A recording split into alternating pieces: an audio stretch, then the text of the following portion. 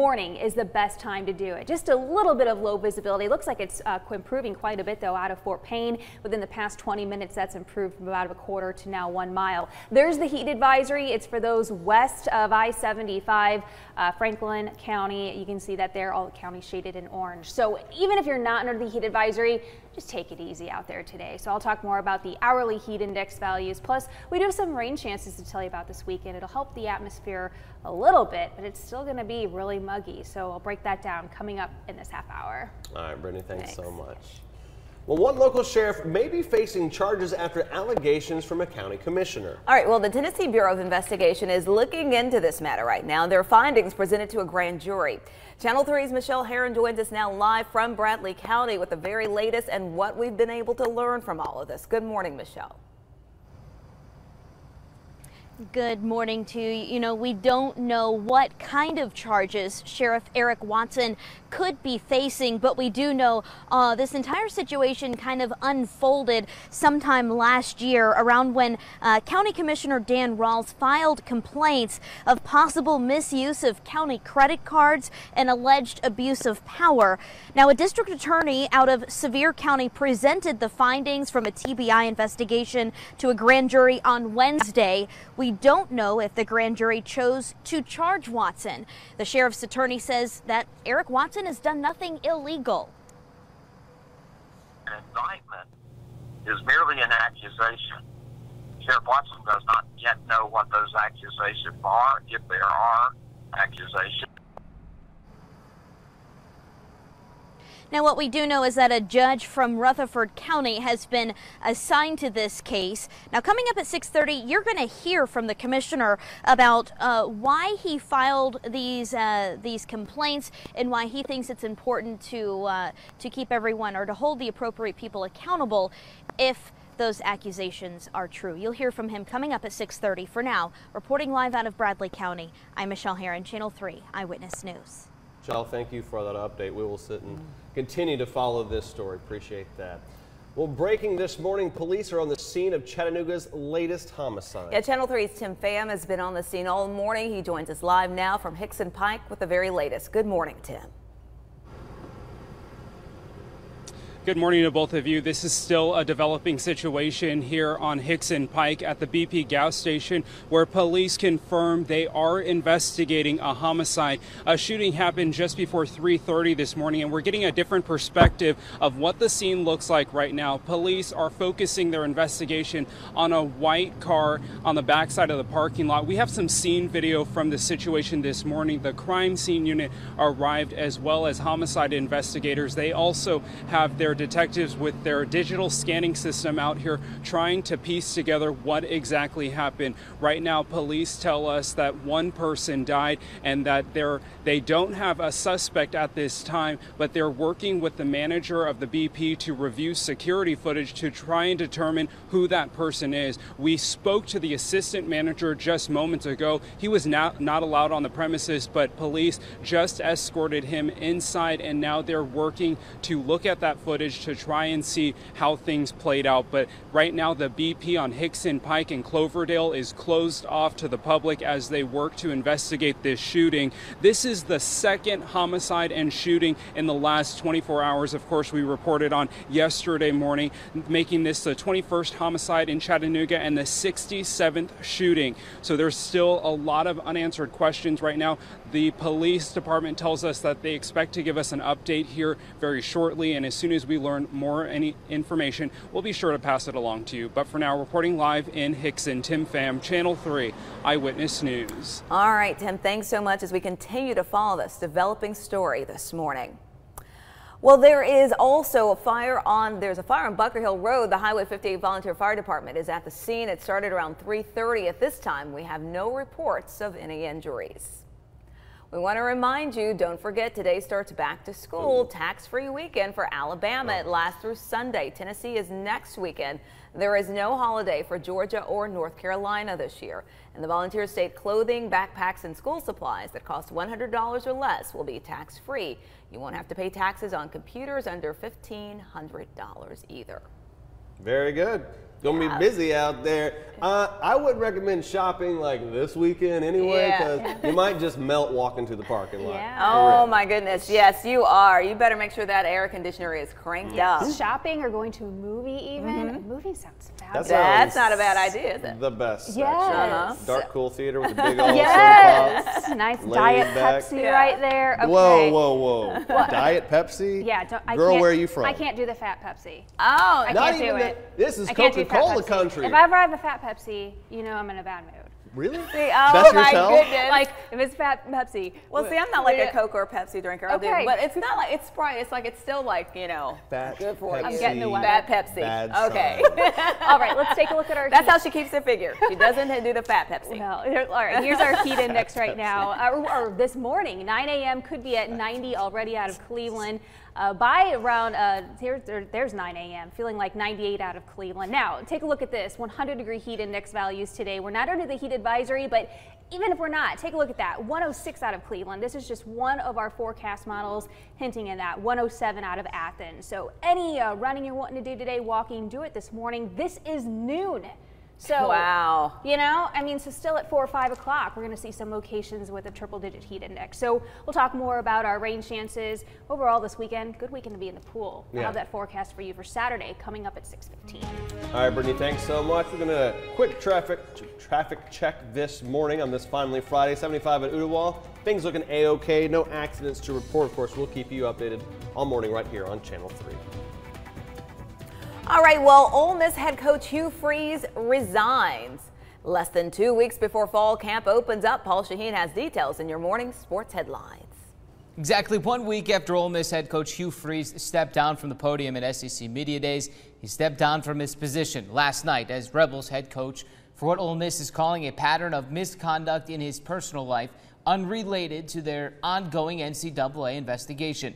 Ole Miss would not elaborate what the misconduct was, but here's how it was uncovered. Former Ole Miss head coach Houston Nutt is suing the university via a public record request for cell phone records on Freeze's work phone covering a 6-day span. Specifically, they uncovered a number that Houston Nutt's lawyer says belonged to a Tampa Bay-based escort service.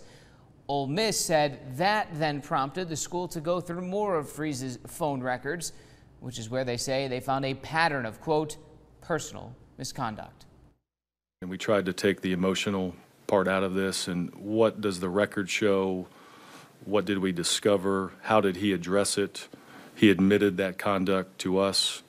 You know, no one's perfect. If he didn't resign, would you guys have had to fire him? We would have exercised the termination clause in our contract for moral turpitude. We would have exercised termination for cause, yes. What is the buyout situation? There's no buyout. Quick definition, moral turpitude for you. It has been described as an act of baseness, vileness, or depravity in the private and social duties which a man owes to his fellow man or to society in general. That's it for sports. More FNF preview, season preview online and inside our app. You made it. It's Friday. Have one heck of a weekend. Paul Shaheen giving you some education on this Yeah, Friday there you go. morning. All right, coming up on Eyewitness News today, we're 1 month away from the total solar eclipse. Yeah, we have the one thing you need to do before August 21st to protect yourself and your family.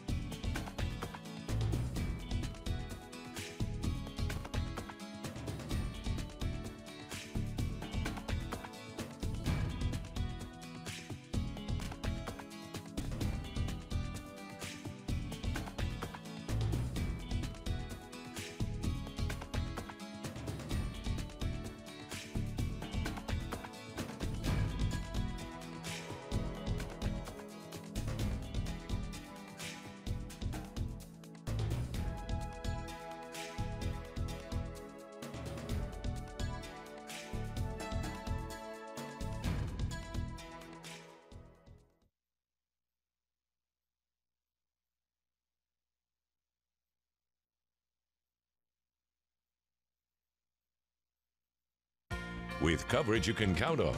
This is Channel 3 Eyewitness News Today. 1 month from today, most of us will have our eyes toward the sky for the total solar eclipse. Okay, there is one main thing you must do before August 21st. Get ready to protect your eyes.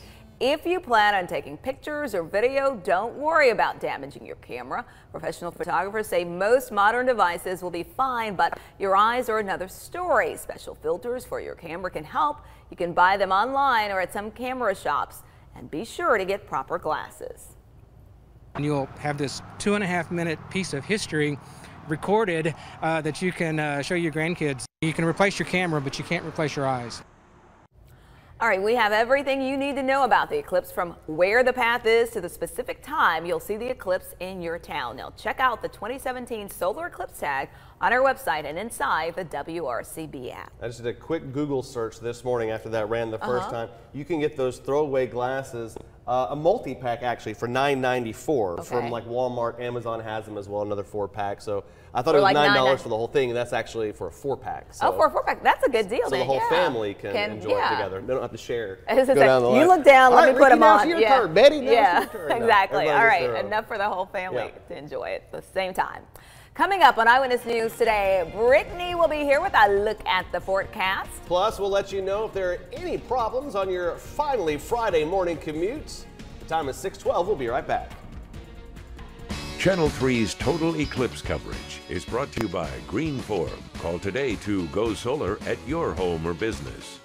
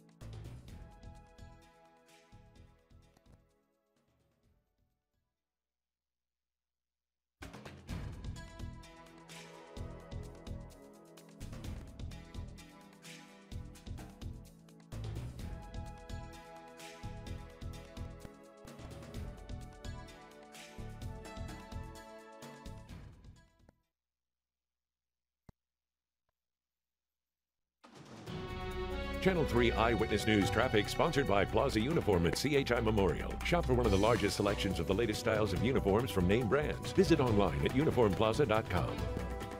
6:14 on this finally Friday. Let's talk traffic, shall we? Taking a live look outside 24th, the Welcome Center looking A-OK on the interstates and state routes this morning. Nothing to slow you down. Tonight, though, we've got our regular nightfall closures. That's sections of Market and ML King Boulevard. Tomorrow is the Scenic City Scorcher Run. Sections of Heritage Landing and Drive and the River Street will be closed from 6:45 a.m. until 8 a.m. So just be aware of that. Brittany, I was going to go see Fastball tonight, but that's going to be, I mean, I'm still going to go. Yeah. I'm just going to be like super duper hydrated, right? Yeah, I mean, just drink water all day, have your canteen or water bottle handy all day. All day you're going to need it. If you are wanting to maybe work out in the garden, this morning, a couple of hours before that heat really cranks up. High-res radar, you can see it's quiet as far as any rain or precip for the morning commute, so I'm not seeing that. However, we'll have to keep an eye on some isolated showers moving in for the evening commute. So on our high-res radar, or rapid refresh model, you can see it's fairly quiet.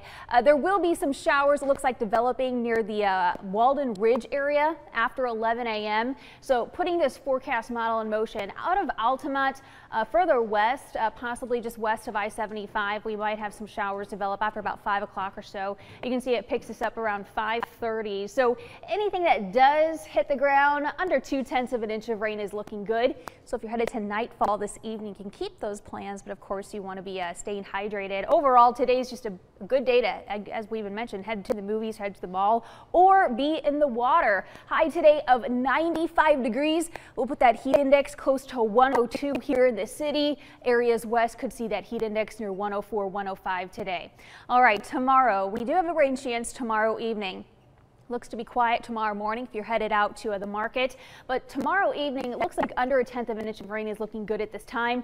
There might be some showers still ongoing for Saturday night. So if you're headed to Riverfront Nights tomorrow evening, it looks warm. We'll keep an eye on an isolated storm chance. Still at 7 o'clock, it is muggy at 89 degrees. Still at 9 o'clock, 87.